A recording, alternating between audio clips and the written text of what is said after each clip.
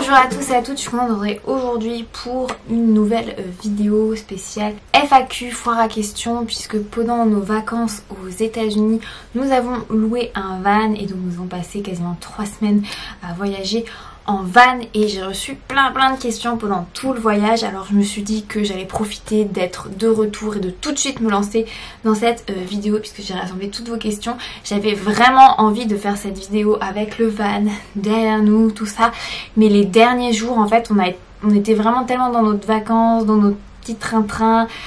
Quand on arrive sur un emplacement le soir on se précipite pour faire à manger, faire le feu, tout ça, donc c'est vrai que on n'a pas eu trop de temps mort pour faire cette vidéo, donc je me suis dit que j'allais me lancer toute seule au retour.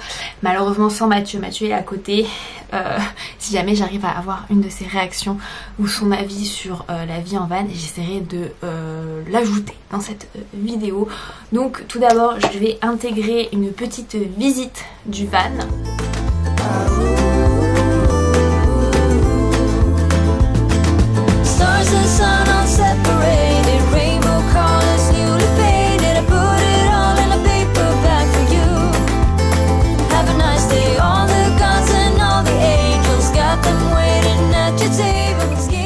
Que j'ai filmé directement quand on l'a récupéré. Bien sûr je vous mettrai toutes les informations juste après, où on a loué, le budget, combien ça vaut, tout ça. Juste après je vous fais la petite. Bon là c'est notre premier soir puisque hier on a dormi au motel puisqu'on a atterri. Donc je vous montre juste, là c'est vraiment en mode cuisine. On a les deux, c'est pas des réchauds mais on a deux petites plaques. C'est quoi? C'est du gaz? Ouais. C'est du propane, voilà. Très facile à installer. Notre petite glacière. On met des glaçons dedans, c'est frais. Oui, c'est vrai. Ouais. Non, c'est une question. Et ensuite, on a mis là, parce que Mathieu va rincer des petits trucs, on a mis en place. Voilà, alors ça, vous voyez, c'est rétractable. Et ça, c'est notre petit bidon qu'on recharge. Et là, Mathieu va. Je pense comme beaucoup de monde, va couper des trucs. On mange quoi ce soir, le chauffeur? On mange mexicain. Voilà. Et écoutez, on va faire un petit feu. On a tout installé, c'est nickel.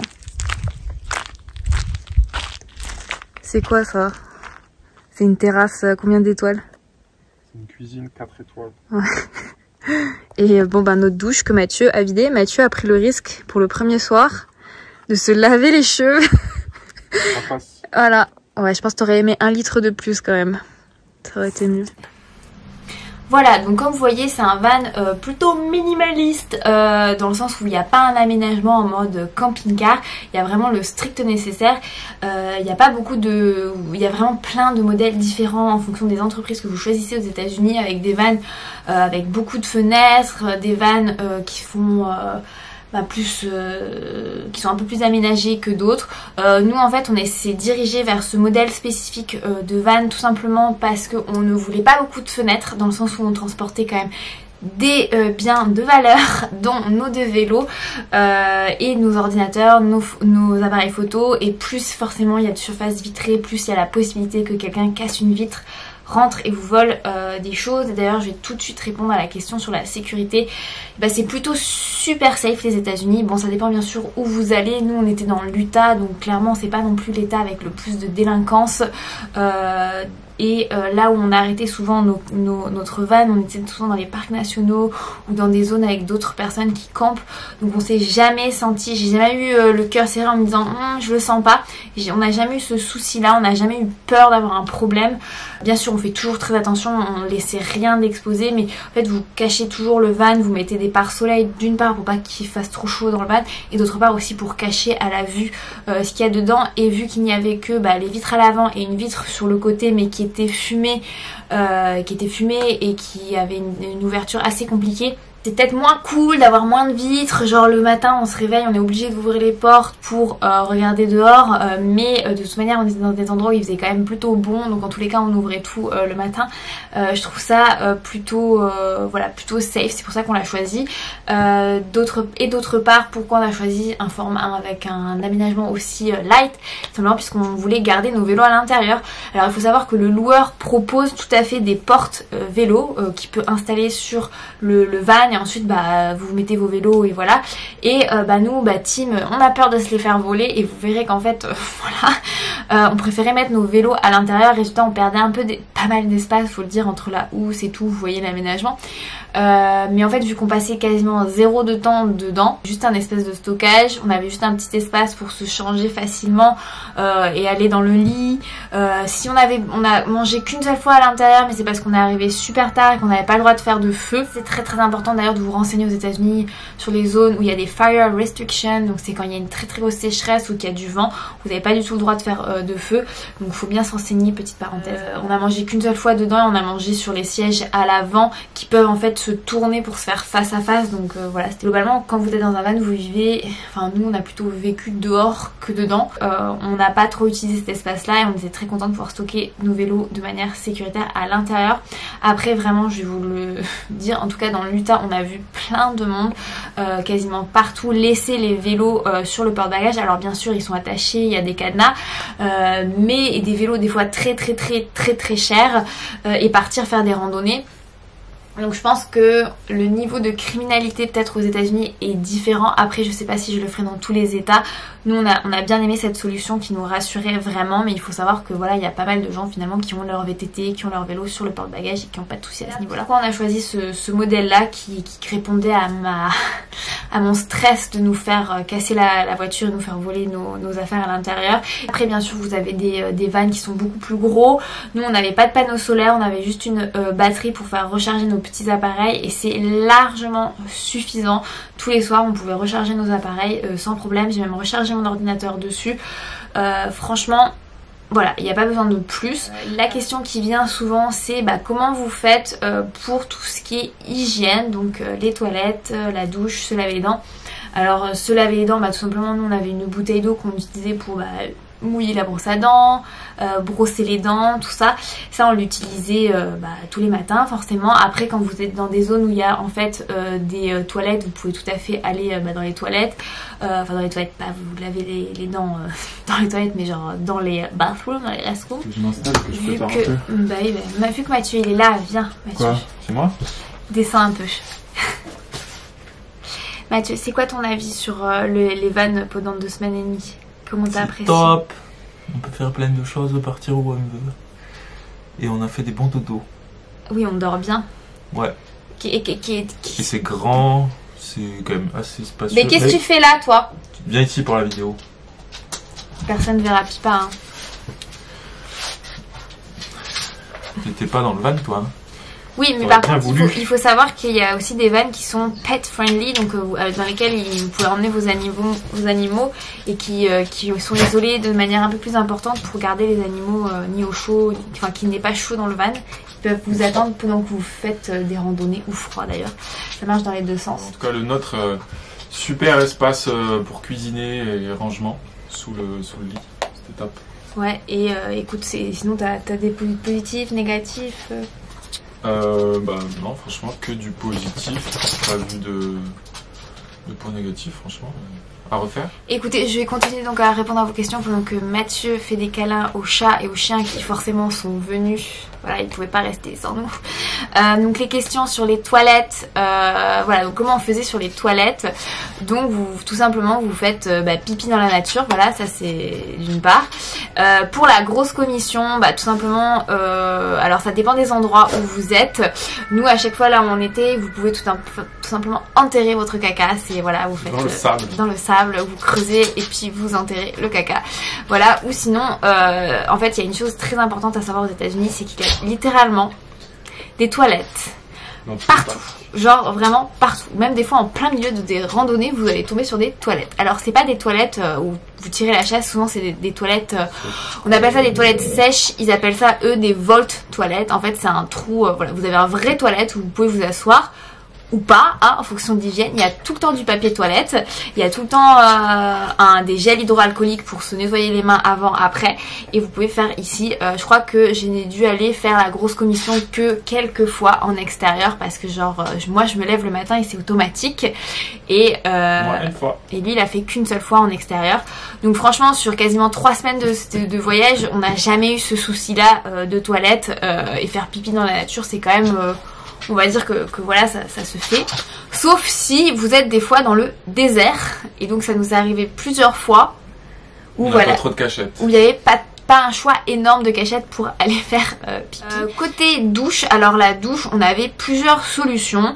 Alors vous avez... Enfin voilà, ça va dépendre de vous. Nous tout d'abord on est parti avec une douche solaire de 20 litres qu'on peut partager à deux. Ça fait à peu près, moi je faisais 8 litres, tu faisais 12 litres je pense. Hein? Bah ou quoi? Elle était quasiment vide la douche à la fin. J'avais moins que toi. C'est pas vrai. Bref, on partageait ces 20 litres d'eau. Pareil, l'accès à l'eau est très très facile aux États-Unis, même dans l'Utah qui est quand même un état assez sec. Moi c'était quelque chose qui me stressait quand même d'avoir toujours assez d'eau pour faire la vaisselle, pour se préparer un thé. Donc il faut savoir que dans le van vous avez une réserve d'eau pour, on va dire, ses usages courants. C'est un bidon qui fait quoi, 30 litres, ouais, 30 litres. Il faisait 30 litres au moins, qui est facilement aménagé pour que vous puissiez faire la vaisselle. Donc on avait en fait une sorte d'évier rétractable dans lequel on pouvait faire la vaisselle, l'eau dans la bouilloire. Enfin, après comme je vous disais, vous avez accès à l'eau vraiment partout. Vu qu'on a fait quand même beaucoup de parcs nationaux, dans les parcs nationaux il y a plein d'endroits où vous pouvez très facilement remplir vos gourdes mais aussi vos bidons. Pour récupérer l'eau c'est vraiment assez facile, et de toute manière vous pouvez aussi en récupérer dans les stations-service. Voilà, c'est pas quelque chose, ça se fait quand même plutôt relativement facilement pour une fois qu'on a vidé la douche. Donc la douche solaire ça fonctionne comment? Bah vous la laissez au soleil chauffer. Il n'y a pas besoin de faire super chaud, il faut juste qu'elle chauffe au soleil pendant plusieurs heures et que vous vous douchiez avant que la nuit tombe, puisque par contre elle met du temps à chauffer, mais par contre elle se refroidit très très rapidement, n'est-ce pas Mathieu? Puisque moi à un moment donné je me suis douchée directement quand on est arrivé sur notre lieu et elle était vraiment bien chaude. Alors quand on dit bien chaud, c'est vraiment des fois elle est même plus chaude que elle fait 38, enfin vous pouvez sentir directement sur votre corps qu'elle est vraiment très très chaude. Et des fois elle est plus fraîche, mais on va dire que ça suffit largement pour pouvoir se doucher, se savonner. Savon bien sûr totalement biodégradable, ça c'est super important. Donc puisque vous êtes dans la nature et que l'eau elle va directement dans la nature, on fait attention à ça. Après vous avez tout simplement des endroits où vous pouvez récupérer votre eau et vider cette eau, on dit c'est grey water je crois. Vous pouvez évacuer ces eaux-là. Nous c'est ce qu'on faisait par exemple quand on faisait la vaisselle, mais en tous les cas pour la vaisselle on avait que des produits biodégradables pour pas abîmer la faune et la flore. Faut vraiment faire attention à tous ces petits points là. C'est pareil, des fois vous avez des zones où c'est pas du tout possible de faire caca, où il faut ramasser son caca d'humain et en disposer. Il y a des poubelles faites exprès pour ça. Donc vraiment en fait il faut se renseigner sur les coins où vous pouvez tout ça. Dans tous les cas nous on n'a jamais campé dans les parcs nationaux. Les fois où on a campé en parcs nationaux c'est qu'on avait pris un camping et il y avait des toilettes et des douches, donc on n'avait pas ce souci de faire ça dans la nature. Globalement personne fait dans la nature puisqu'il y a tellement des toilettes partout, c'est vraiment juste pipi quoi on va dire. J'insiste sur le fait qu'il y a des toilettes partout, puisque en France c'est clairement plutôt des exceptions quand il y a des toilettes. Voilà. Et puis souvent ils sont souvent très très crades, là c'est vraiment tout l'inverse. Ensuite vous pouvez aussi vous doucher dans les visitor centers, donc c'est à dire les visitor centers dans les parcs nationaux, ils ont souvent des douches. Il faut juste vraiment faire attention aux horaires, puisque c'est des horaires des fois un peu compliqués, du genre entre 8h et 5h du soir, et souvent nous en tant que Français qui se couchent tard, qui mangent tard, souvent nous à 5h on continue à faire des randonnées, donc c'est pas tout le temps accessible, mais il suffit juste de se renseigner, et c'est souvent des douches à 2 $, voire 3 $ la douche, et donc c'est nickel. Vous avez souvent une minuterie qui dure 5-8 minutes et vous pouvez vous doucher sans problème. Par exemple, il y a d'autres visitor centers. Bon, la douche la plus crade dans laquelle on a été, c'était forcément Grand Canyon. Elle était dégueulasse cette douche, mais vous pouviez vous doucher littéralement jusqu'à 21 h. Donc ça c'était vraiment très pratique. Après vous avez aussi des douches un peu plus chères, mais vous avez des douches dans les stations-service, souvent pour les camionneurs. Par contre là on est sur des fois entre 10, 12, 13 $ la douche. C'est un peu plus cher et forcément ça peut un peu gréver votre budget. Autre solution, c'est bien sûr vous avez un emplacement camping et vous avez une douche. Alors il faut savoir que le fonctionnement des douches varie entre chaque camping et il y a différents types de camping. Il y a les campings possédés par l'État ou le BLM, le Bureau de Land Management, où globalement vous payez vraiment pas cher votre emplacement, entre 20 et 40 $. Et il faut vraiment regarder ce qui est fourni sur le camping, puisque vous avez des campings où voilà c'est 20 $, mais vous avez juste un emplacement, il n'y a pas de toilette, ou s'il y a des toilettes c'est des toilettes sèches, et vous n'avez pas accès à l'eau, et vous n'avez pas non plus de douche. Donc clairement nous quand c'était ce cas-là, nous on préférait faire du camping primitif que payer pour ça. Vous avez des campings un peu mieux aménagés avec de l'eau, avec des toilettes et avec des douches, et c'est pareil, ça peut être entre 20 et 30 $. Nous à chaque fois on en a pas fait beaucoup, on en a fait un à Snow Canyon, c'était 21 $, on en a fait un à Red Canyon où c'était aussi je crois 21 $, et là à chaque fois il y avait des douches, des toilettes, l'accès à l'eau sans problème. Et après vous avez les campings privés, et là par contre c'est un peu plus cher, mais on n'a jamais payé la nuit au-delà de 60 $, et enfin c'est vraiment pas cher en fait, parce que vous avez pareil, vous avez accès à l'eau, des fois vous avez certains trucs beaucoup plus pratiques. Donc nous on a fait 2 fois, on a fait 3 campings comme ça privés, et à chaque fois on a payé 60 $. Et ce qui est bien c'est bon, bah vous avez accès à l'eau, vous pouvez aussi vous brancher, donc ça permet d'éviter d'utiliser la batterie et se brancher pour recharger ses appareils. Vous avez accès souvent à une laundry room, donc des lavomatiques, donc c'est plutôt pas mal pour gagner du temps, ça vous évite d'aller dans un lavomatique spécifique. Vous pouvez lancer votre machine pendant que vous êtes en train de manger à votre van, et ça c'était vraiment super pratique. En termes de budget, petite parenthèse, pour le lavomatique c'est c'est 2,50 $ en fait pour laver, et 2,50 $ pour sécher. C'est un prix fixe en fait, parce que je crois pas qu'on ait payé plus cher, parce qu'on a fait un lavomatique privé et 2 lavomatiques dans des campings, et voilà c'est à peu près le prix. Et moi c'est vraiment le conseil que j'ai à vous donner si vous partez en road trip. N'emmenez pas 3 semaines d'affaires, emmenez 1 semaine d'affaires et faites des lessives, parce que au-delà de ça, ça ne dure pas 3 heures, puisque souvent un lavage ça dure entre 30 et 40 minutes, et vous vous enchaînez souvent avec le dryer qui est aussi à 2,50 $, qui dure entre 30 et 50 minutes. Ça veut dire que vous êtes, on va dire, coincé sur place 1h30. Donc souvent nous ce qu'on faisait c'est qu'on mangeait pendant ce temps-là. Voilà, où Mathieu a fait la sieste quand on était à Bryce Canyon. Et aussi il faut savoir que c'est des très très grandes machines à laver, donc nous on avait quasiment un sac poubelle entier qui rentrait. Enfin, c'était énorme quoi. Enfin voilà, vous pouvez vraiment faire une bonne semaine. Et enfin l'autre solution pour se doucher c'est d'aller à la piscine. Donc c'est-à-dire on va pas se laver dans la piscine, c'est que vous avez plein de centres de recreation center ou des salles de fitness dans les villes où vous pouvez en fait vous payer mais juste la douche. Ça existe bien sûr dans les grandes villes, enfin grandes villes, semi-grandes villes de taille moyenne. Et nous on joignait forcément l'utile à l'agréable, on se douchait, on allait nager, on se redouchait, et c'était nickel. Mais pareil, faites attention, les horaires c'est des fois un casse-tête, parce que si comme moi vous êtes nageur, vous faites donc du lap swim, et en fait les piscines aux États-Unis d'une part n'autorisent que 2 personnes par ligne d'une part, et d'autre part les horaires de piscine, donc par exemple la piscine peut être ouverte de 9 h à midi, mais il y aura que le lap swim autorisé, donc la natation voilà comme on le connaît, de 11 h à midi, c'est-à-dire que de 9 h à 11 h c'est on va dire la piscine ludique, donc pour les gens qui veulent juste patauger, voilà, donc vous pouvez pas vraiment nager et vous avez vraiment pas le droit de faire du lap swim pendant ce temps-là. Donc voilà, faites attention à ça. Ensuite moi quand j'avais regardé des vidéos sur du YouTube, vous avez aussi la solution d'aller se doucher dans les salles de fitness privées, sauf que je peux vous assurer que quand vous faites des road trips comme nous dans l'Utah, c'est-à-dire dans le fin fond de l'Utah, où des fois vous n'avez même pas de réseau pendant 3 jours, va trouver des salles de fitness privées pour aller te doucher. Donc c'est pour ça que nous on a un peu aussi entre toutes ces solutions, mais globalement la solution la plus on va dire souple c'était quand même notre douche solaire. Et vraiment j'insiste, c'est pas des bêtises, l'eau chauffe vraiment super bien. On a un petit pommeau, je vous ai filmé ça, et aussi on avait une petite cabine de douche si jamais on était effectivement dans le désert et qu'on avait quasiment très peu d'intimité. Après on peut toujours se doucher en ouvrant une porte et en se cachant un peu. Nous on l'a fait à plusieurs reprises, et je peux vous avouer que c'est quand même super cool d'être à poil dans le désert et de se doucher. Après bon, la douche, on va dire la cabine de douche était assez pratique parce qu'elle vous isole aussi de l'air qui peut des fois vous faire un peu un effet froid malgré on va dire l'eau chaude de la douche. La cabine de douche c'est comme une tente, elle se pliait super facilement, et en fait on l'a stockée dans nos housses de vélo, donc pas d'inquiétude à ce niveau là, ça prend pas énormément de place. Vous pouvez en acheter sur place, mais vous n'êtes pas obligé non plus d'en acheter, vous pouvez tendre juste un drap pour vous protéger. C'est voilà, mais en tout cas la douche solaire C'était genre le seul achat qu'on a fait au niveau du van et on était vraiment super contents.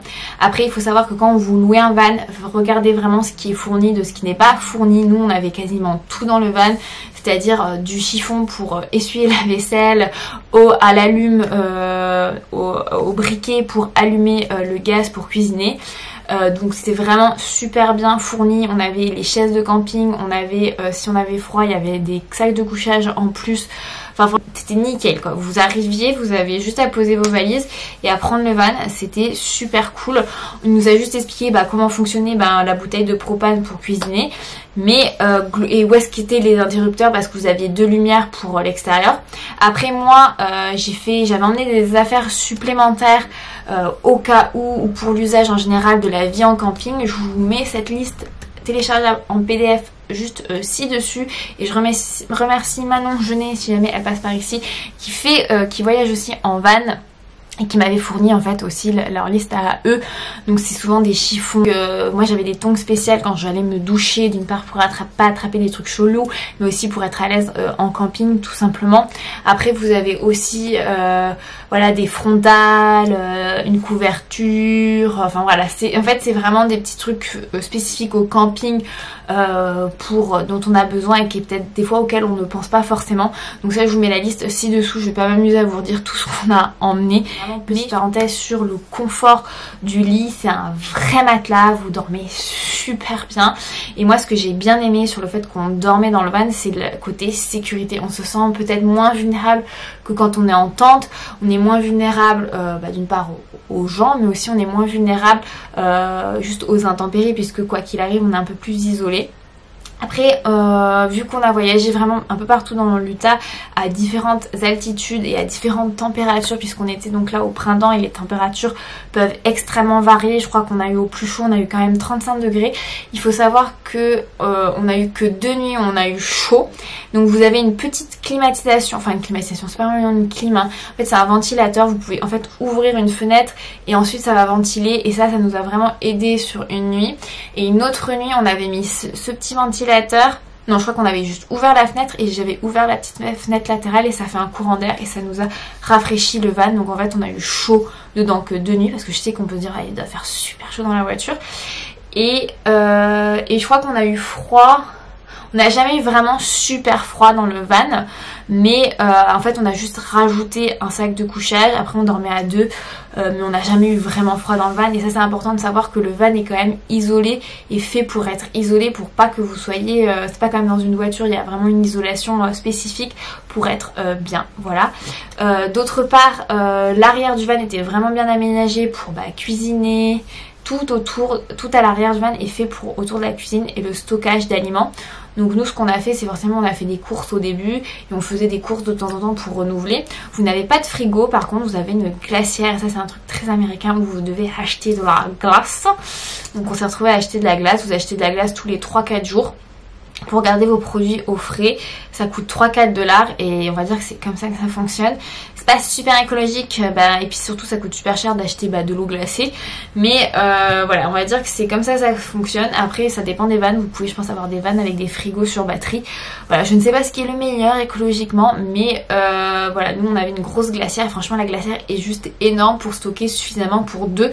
Ensuite le coût de la location et pour combien de temps. Donc nous on a quasiment loué plus de 2 semaines et demie, donc on est quasiment sur 3 semaines, donc puisqu'on était à 20 jours et on avait un frais supplémentaire puisque on prenait le van à Salt Lake City et on le rendait à Denver, donc ça vous rajoute un frais, mais tout compris avec les assurances, les 2 voyageurs, le fait qu'on ne rend pas le van au même endroit, tout ça, sachant qu'on n'a pas pris le van le moins cher, puisque vous avez des vannes moins chers, on était à 4 000 €. Voilà, 4 000 €, sachant que c'est aussi votre logement.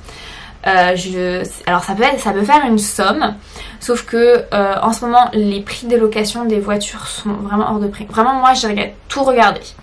Globalement sur quasiment 3 semaines on a pris 5 campings, dont 3 privatifs et 2 voilà, à 20 $.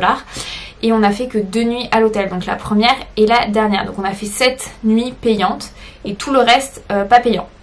Donc c'est quand même des grosses économies, puisqu'aux États-Unis, même des fois le motel le plus miteux, vous pouvez en avoir entre 50 et 130 $ la nuit. Voilà. Et ça c'est vraiment les hôtels les plus miteux. Et il y a des endroits où il n'y a pas du tout d'hôtel, et donc résultat vous vous retrouvez à faire plus de miles pour aller dans vos lieux de nuit. Et alors que nous avec le van, on était vraiment sur le spot ou pas très loin du spot, et ça nous a permis de faire vraiment très peu de route.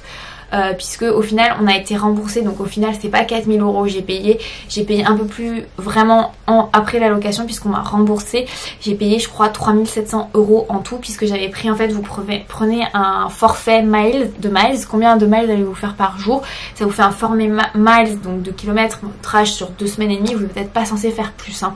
Donc puisque quand vous voulez une voiture, vous avez par exemple, vous avez le droit de faire 1000 bornes, et sur le temps de votre location, il y a par contre il y a des forfaits où vous avez le droit de faire illimité, voilà, donc c'est en fonction de vous. Et là en fait vu qu'on a fait moins de miles, la société m'a remboursé, société au passage super, c'est Campervan, mais ce n'est pas une société nationale hein, c'est que si vous allez dans l'Utah ou dans le Colorado, ou je crois qu'ils sont aussi à Las Vegas. Donc voilà, il faut vraiment regarder si nous on est allé sur les petits loueurs, parce que c'était vraiment ce qu'on voulait. Moi je voulais pas du tout, il y a des vannes hyper colorées que vous pouvez louer, je sais plus comment ils s'appellent, mais moi je voulais vraiment, comme je vous l'ai expliqué, des trucs super discrets et vraiment pratiques pour le transport des vélos. On a des housses souples. Donc la housse de vélo de Mathieu, on l'a fait rentrer dans ma housse, puis ensuite on a bien écrasé ma housse, et comme vous voyez on a pu facilement la rentrer dans le van, et après on gardait nos vélos juste derrière nos 2 sièges. Donc comme je vous le disais, ça prend un peu de la place, mais comme vous vivez tout le temps en extérieur, bah, on s'en fiche quoi. Voilà, en termes de coût et durée de location, moi j'ai vraiment fait le calcul de combien ça allait nous coûter de prendre une voiture de loc, sachant qu'en tous les cas on allait prendre nos vélos aux États-Unis, c'était obligé, donc on allait prendre tous les cas une grosse voiture pour pouvoir transporter nos vélos, et le logement. Et franchement on était à plus de, je crois que la voiture, quand on a regardé donc le modèle qu'on voulait, sachant qu'on n'avait pas pris d'assurance, je pense qu'on était à plus de 2000 € pour 2 semaines. Sachant que 2000 €, voilà, 2000 € c'est la prix de la location. Ensuite on était à peu près sur, on va dire 19 nuits. On va prendre les moins chères, les nuits les moins chères, fois 130, sachant que souvent il faut ajouter les taxes, tout ça. On était à 2470 €. Voilà, voilà. Donc vous faites vite le calcul, en fait c'est vraiment, je pense qu'on a payé moins cher que si on avait fait les voitures plus les hôtels, malgré le fait qu'on a pris 2 hôtels. D'ailleurs on n'a pas pris les meilleurs hôtels quand on a fait ça, et des campings. Donc voilà, après il faut vraiment se dire que quand vous faites le van, l'objectif c'est forcément de rester en camping primitif. Donc qu'est-ce que les campings primitifs? Ce sont en fait des emplacements où vous pouvez camper gratuitement, et aux États-Unis pour le coup il y en a plein, et même des très plein, pardon j'ai postillonné, même des très proches de là où vous voulez camper, tout simplement parce que par exemple nous on était je crois à 5 minutes de l'entrée de Capitol Reef National Park, et c'était vraiment super. Il y a d'autres endroits où vous êtes seul au monde et vous avez des vues magnifiques, et je trouve qu'en fait ça n'a pas de, enfin ça a un prix, ça n'a pas de prix en fait de pouvoir camper dans la nature avec une vue magnifique et être tout seul, enfin c'est vraiment génial. Et je crois que c'est aussi un peu ça les États-Unis, c'est de pouvoir, et le voyage en van, et c'est vraiment ce que j'ai ressenti, c'est de pouvoir être au plus près de la nature, de camper là où on veut, de faire un peu de route, de s'arrêter de camper, enfin vraiment, et surtout d'être au plus proche des lieux qu'on veut visiter. Pour ce coup là, comment trouver en fait ces free campsites? Alors simplement moi j'avais, je regardais, j'avais 2 applications plus un site internet que j'utilisais pour trouver ces zones pour camper. Le premier c'est The Dirt, le deuxième par contre c'est Park4Night, et le troisième c'est un vieux site internet qui est pourrave, mais c'est lui que j'ai le plus utilisé aux États-Unis, c'est freecampsite.net je crois. Et il était vraiment génialissime ce truc, on a tous les plus beaux spots que j'ai eu, c'est grâce à ce site internet. Ensuite sur Park4Night, ce que j'ai aimé dans cette application, c'est que vous avez effectivement des campings, vous avez des campings, les zones gratuites, vous avez aussi des campings payants, vous avez aussi les campings nationaux, donc ceux dans lesquels vous devez réserver en ligne, ou comme je l'ai expliqué dans un post sur Instagram, vous avez aussi les campings, non, first come, first serve. Donc en fait le problème c'est qu'il y a des campings qui sont dans les parcs nationaux où vous ne pouvez pas réserver, et en fait vous devez arriver genre à 14-15 heures le jour J pour espérer avoir une place. Donc on en a eu une fois. Après honnêtement les campings sur les parcs nationaux il faut réserver des mois à l'avance. n'espérez pas trop. Voilà, nous on a eu de la place à Snow Canyon. Je rappelle qu'on était au mois de mai, on n'était pas sur des jours où il y avait beaucoup de monde, mais clairement le week-end c'était mort de chez mort tout le temps, toute l'année, où il faut réserver vraiment super à l'avance et être sûr d'être là. Et moi ce que j'ai aimé dans le van, c'est la souplesse de pouvoir se dire bah tiens, on veut rester plus longtemps à cet endroit là, donc on va rester plus longtemps, s'adapter à la météo, parce que par exemple on devait aller dans le Colorado, et finalement le Colorado, bah, ils ont eu un hiver mais super long, et quand on y était ils ont eu encore une tempête de neige. Donc autant vous dire qu'on a été très content de finalement prolonger notre voyage dans l'Utah et aller beaucoup plus tard à Denver dans le Colorado. Et c'est vrai que pour le coup on réservait souvent 3 jours avant, ou même le matin pour le soir dans les campings qu'on a fait. Et le fait d'aller sur des free campsites, si vous n'avez pas à savoir le soir même où vous devez dormir, nous on regardait juste le matin, ou même juste 2 heures avant quand on faisait la route. Enfin voilà, et c'est... Alors moi qui suis quelqu'un de super stressé, de super organisé, au final j'ai adoré. Parce qu'en fait, dans comment on a préparé notre voyage, j'avais un fichier où je savais quelle randonnée je voulais faire, je savais où est-ce que je voulais aller, mais en fait on a juste assemblé tout ça la veille pour le lendemain, ou même le matin même, en se disant bon on va faire le vélo parce que l'après-midi il y a du vent, on ira faire de la randonnée que l'après-midi parce qu'à cause du vent ou parce qu'il fait pas beau. Spoiler, il fait tout le temps beau dans l'Utah, hein, globalement on a eu pris. Voilà, faites très attention à... franchement les Américains sont assez souples sur les lieux de stationnement, mais par contre voilà, il faut vraiment le respecter, parce que personne n'a envie d'être réveillé au milieu de la nuit par un shérif qui vient taper à votre vitre en disant que vous n'avez pas le droit de camper là et qui vous met une amende. Il y a plein de panneaux qui vous disent à partir de... Par exemple, pendant 5 km, c'est interdit le camping dans cette zone-là, ou camping autorisé. Voilà, il faut vraiment regarder les panneaux. Mais globalement, tout, en fait, ce qui est bien dans ces applications ou dans ces sites internet, c'est que vous avez beaucoup d'avis. Et même sur le site pourri, vous avez des avis super récents. Donc, lisez les avis quand vous repérez un free campsite. Et participez aussi, mettez vos avis pour dire si c'était bien, si c'était pas bien. Voilà. Bien sûr, on est sur les Leave No Trace. Donc, quand vous campez, on ne laisse rien. On ramène tous les déchets. Si on fait ses besoins, on enterre, ou on dispose de ça dans les zones prévues à cet effet. C'est le cas dans certaines zones où vous avez tout ce qu'il faut pour en disposer avec des sacs. Donc pas de soucis, pareil, on ne fait pas de feu si les feux sont interdits. Voilà, on essaie vraiment de faire attention. Donc on ramène tous ces déchets, il faut vraiment laisser les lieux tels qu'on les a trouvés, voire encore plus propre si jamais vous tombez sur un lieu où vous avez des tessons de bouteilles ou des canettes. Nous on est tombé sur un lieu qui était juste magnifique près de Moab, mais il y avait des canettes, donc on s'est fait chier à ramasser toutes les canettes des gens qui étaient là avant, de ramasser des papiers aussi, parce que bon bref voilà, ça fait chier, ça nous a fait chier, on voulait pas que les personnes derrière se disent que nous on allait faire ça, donc on a ramassé pour les personnes après. C'est sûr que ça fait une super somme à sortir d'un coup quand on arrive, donc on sort de l'aéroport, on lâche 4 000 € au lieu de se dire bon on lâche juste 2 000 € pour la voiture et après c'est petit à petit en fonction des hôtels. Mais franchement ça vous permet de changer vos plans, de vous adapter. Le seul truc que je stressais, comme disait Mathieu, c'était d'avoir assez d'eau et de pouvoir me doucher, parce que pour moi c'était hors de question de pas me doucher après avoir fait du sport, puisque nous on a fait du sport tous les jours. Et franchement, surtout que se doucher en fin de journée après qu'on a fait plein de vélo, plein de randonnées, et ben ça fait du bien. Donc voilà. Qui conduisait Alors on a conduit tous les deux, mais c'était principalement Mathieu à la manœuvre, puisque moi je dois avouer que j'avais un peu peur quand on allait sur les campsites, puisque souvent c'est des routes forestières, hein, c'est pas des routes goudronnées, et j'avais un peu peur à ce moment-là parce que je voulais pas abîmer le van. Notre van n'était pas un van 4x4, donc il faut vraiment, quand vous choisissez votre lieu de camping, de bien regarder comment est l'accès. Pour faire attention. Après globalement il y a très peu de sites où l'accès est très difficile, mais voilà, il faut juste faire attention au sable, faire attention aux crevasses, mais ou aux falaises si comme nous vous campez très près des canyons. Mais voilà, et que vous arrivez tard la nuit, vous faites attention un peu à ça. D'une part donc la manœuvre, et j'ai oublié de dire faire attention aussi aux animaux sauvages. Oui, parce que aux États-Unis forcément il y a beaucoup plus d'animaux sauvages, surtout quand vous êtes très près des parcs nationaux. On a fait de Monument Valley, il était magnifique, c'était près de la ville de Mexican Hat.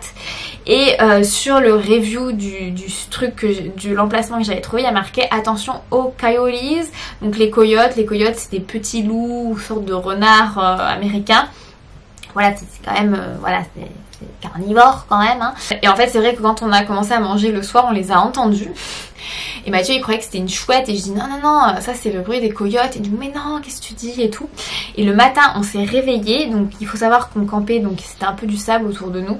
Le matin on s'est réveillé, il y avait plein d'empreintes de coyotes partout, hein. C'est un peu plus petit que les empreintes de chiens. Là je lui ai dit bah ok, c'est pareil, il faut faire très attention aussi. Nous dans l'Utah il n'y avait pas d'ours, mais dans le Colorado il y en a, et donc il faut aussi faire très attention aussi à ça. Donc voilà, toujours on rentre sa poubelle, on ne laisse rien dehors la nuit. Quand on dort on s'enferme dans le van. Tout ce qui est frais souvent c'est dans des... Nous notre glacière était bear proof, donc c'est à dire l'ours ne pouvait pas sentir ni aller dans la glacière. Mais voilà, c'est très important de se renseigner à ce niveau là quand vous campez dans la nature. Mais globalement vous pouvez avoir des très très belles surprises. Nous on s'est réveillé à Grand Canyon avec des biches autour de nous. Voilà, c'est des moments magiques. Et l'autre partie qui est très très magique, c'est forcément pouvoir observer les étoiles. Ça, c'est... Je reviens juste sur la conduite puisque j'ai beaucoup de questions de femmes. Est-ce que c'est difficile à manœuvrer? La réponse est non. Déjà c'est des automatiques, donc vous n'avez pas trop à avoir peur à ce niveau là. Pour le passage de vitesse c'est super cool. Vous avez des régulateurs de vitesse, donc vous pouvez tout programmer. Sur les longues lignes droites c'est plutôt pratique. Et non, le rayon de braquage était super. Nous, comme vous avez vu, notre van il était pas énorme, et franchement par rapport à certains véhicules aux États-Unis il était même plutôt petit, même beaucoup plus petit que certaines voitures domestiques, hein, que certains pick-up, puisque l'Utah c'est quand même on va dire la région ou l'état des 4x4 et des pick-up. On avait un rayon de braquage, moi j'ai une voiture électrique qui a un rayon de braquage nul à chier. Le van avait un meilleur rayon de braquage que ma voiture personnelle, donc non franchement ça se conduit super facilement, il n'y a vraiment pas à s'inquiéter là-dessus. Côté environnement, tout ça, alors moi je me suis beaucoup posé la question. On fait un road trip, donc on va forcément par rapport à notre quotidien on va forcément brûler du CO2, et en fait j'ai calculé j'ai essayé de calculer en fait combien de CO2 on aurait dépensé avec une voiture en allant aux hôtels, puisque je rappelle, des fois vous devez faire plusieurs 50, genre 30, 40, 1 heure de route pour trouver un hôtel avant le parc. Donc c'est à dire vous visitez un parc et vous devez refaire de la route derrière, alors que nous souvent on visite le parc puis on trouve direct un point de camping littéralement à 1 km après le parc. Et en fait c'est vraiment plus économique d'être en van, puisque de toute manière on va dire aux États-Unis toutes les voitures sont grosses parce que les voitures sont hyper polluantes. Après il faut bien sûr ajouter à votre facture la facture d'essence. Alors même si l'essence est plus chère qu'il y a quelques années, elle reste quand même très accessible aux États-Unis. Et nous le plein c'était $60 et on le faisait à peu près $60 au plein, ça nous faisait 400 miles, donc ça nous faisait à peu près 3-4 jours de déplacement. Et ensuite à cela il faut ajouter bien sûr les courses. Donc je répète, les États-Unis c'est un budget. Les États-Unis en ce moment sont plus pas un pays très accessible. Vraiment le niveau de vie là-bas je trouve a vachement augmenté par rapport à quand nous on y était il y a 10 ans. Voilà, avant on pouvait manger pour deux dans des restaurants à $20, des fois on s'est retrouvé ça valait 30-40$. Ce qui est bien aussi avec un van c'est que vous avez une cuisine, donc vous pouvez cuisiner. Ils sont chers au début, mais pour ce type de voyage au final je trouve que ça reste une solution qui est quand même plus économique. Ça nous a fait découvrir des lieux dans lesquels on serait peut-être pas allé, puisque ensuite on allait. Ça m'a vraiment, moi j'ai adoré, c'était la première fois qu'on faisait ça. Ce n'est pas la première fois que je campais aux États-Unis, je savais à peu près comment ça fonctionnait, donc par exemple au camping, comment payer les campings, comment réserver. Parce que c'est un peu old school des fois, mais franchement c'est quand même un art de vivre aux États-Unis, le camping le camping. Vous avez plein de magasins, même des petits boui-boui pour racheter les petites bouteilles de propane, pour acheter ce dont il vous manque, ou pour acheter du bois, ou pour acheter de la glace. Ça c'est des trucs, là vous en trouvez partout dans les stations-service. Par exemple pour le bois, que vous faites un feu, nous le bois à chaque fois ça nous durait plus de 3 nuits on va dire, 3 soirées. Et c'était 3-4$, donc c'est vraiment accessible. Est-ce que je le referai en Europe? Je sais pas, mais c'est clair que pour moi les États-Unis c'est vraiment super adapté pour ce type de voyage là, et la preuve on en a croisé vraiment beaucoup. Les gens sont aussi super curieux, ils disent vous dormez là-dedans, comment ça se passe? Alors faites attention quand même sur la curiosité. De pas montrer tout ce qu'il y a à l'intérieur pour vous faire voler ce qu'il y a dedans, hein, voilà. Mais globalement les gens sont gentils, très curieux, comment ça se passe, tout ça, et franchement moi j'ai adoré. C'est confortable, niveau hygiène il n'y a pas de souci. Une nana comme moi qui aime beaucoup son confort, Je peux vous assurer qu'il n'y a pas de souci. Voilà, effectivement, des fois la douche solaire, il faut un peu sortir de sa zone de confort quand elle n'a pas super bien chauffé dans la journée, ou que le soir il y a du vent et que t'as beau te doucher avec de l'eau chaude, bah, le vent te refroidit. C'est clairement quelque chose que j'ai envie de refaire. J'ai déjà dit à Mathieu, oh mais tiens, quand on ira là, on peut peut-être prendre le van, louer un van, tout ça. Et même des fois je me dis peut-être qu'un jour on aura même un van à nous, puisque c'est vrai que ça donne envie de partir à l'aventure, ça donne envie d'aller camper. Après j'ai peur qu'en Europe ça soit quand même pas la même chose, pas la même accessibilité pour trouver des zones pour camper, parce qu'aux États-Unis c'est vraiment un art de vivre d'avoir cet accès gratuit à certaines zones, à certaines zones, hein, je mets bien sûr des guillemets. Vous pouvez pas camper, par exemple dans les parcs nationaux, vous ne pouvez pas camper hors des campings, voilà. Mais par contre dès que vous avez passé des fois dès que vous sortez des parcs nationaux, vous avez ces forêts qui sont administrées par le BLM, donc BML peut-être, non, Bureau Land Management, voilà, et où vous pouvez tout à fait camper. Et là vous avez vraiment plein d'indications sur les applications où vous pouvez camper. Et voilà, je me dis qu'en France c'est peut-être pas la même chose, que c'est peut-être pas aussi simple, qu'il y a plus de zones privées, enfin voilà, j'ai peur de ça en Europe. Mais aux États-Unis c'était vraiment adapté, d'une part grâce à tous les toilettes qu'il y a partout, tous les accès à l'eau. Petite parenthèse, dans l'application Park4Night vous avez aussi, et The Dirt, vous avez aussi tous les endroits où vous pouvez récupérer de l'eau. Si vous allez louer un camping-car, tous les endroits où vous pouvez faire dump station. Donc pourquoi on n'a pas choisi le camping-car? C'est vachement plus cher. Pour le coup le camping-car, je ne sais pas si c'est intéressant en termes de budget, hein, voilà. Et c'est beaucoup plus gros, il y a des routes, alors même si les routes sont très très larges aux États-Unis, il y a quand même des routes où, voilà, par exemple à Zion vous ne pouvez pas passer, c'est quand même pas la même chose en termes de manœuvre, c'est pas aussi souple, enfin voilà. Vous pouvez quand même faire du camping primitif, donc c'est-à-dire du camping gratuit, mais voilà, c'est pas la même chose. Et voilà, enfin bon, voilà, nous c'est pas quelque chose qui nous intéressait, mais vous verrez qu'il y a plein de gens avec des camping-cars qui font aussi du camping primitif et qui ont aucun souci là-dessus, voilà. Mais je pense que c'est une belle aventure à tenter, et voilà, nous c'était une aventure magique, c'est un des plus beaux voyages franchement qu'on a fait. Je suis encore tout émue en y pensant, et pour moi ça a été vraiment, j'étais stressée, je me disais oh là là, j'ai plus 18 ans, j'ai pas envie d'être dans ma crasse 2 jours sans me doucher, pour pouvoir me rafraîchir, et au final il n'y a pas eu de souci, on a toujours trouvé des solutions pour se doucher. Et voilà, la douche solaire les amis, ça vous sauvera la vie, parce que c'est un peu ça que j'ai aimé, c'est juste me dire voilà, on fait ce qu'on veut, comme on veut, en fonction de la météo, tout ça, on va de là où on veut, et basta, pas de stress à aller à tel hôtel, pas de stress de faire du checking, enfin vraiment c'est du temps gagné et de l'argent économisé, et même de l'essence économisée, puisque voilà. N'hésitez pas si vous avez d'autres questions ou peut-être choses à ajouter sur le voyage en van. Je vous remettrai la liste des applications, le nom de la société, le modèle de notre van, la liste des affaires à avoir avec vous qui peuvent être utiles. Et écoutez, j'espère que cette vidéo vous a plu et je vous dis à très vite. Bye bye.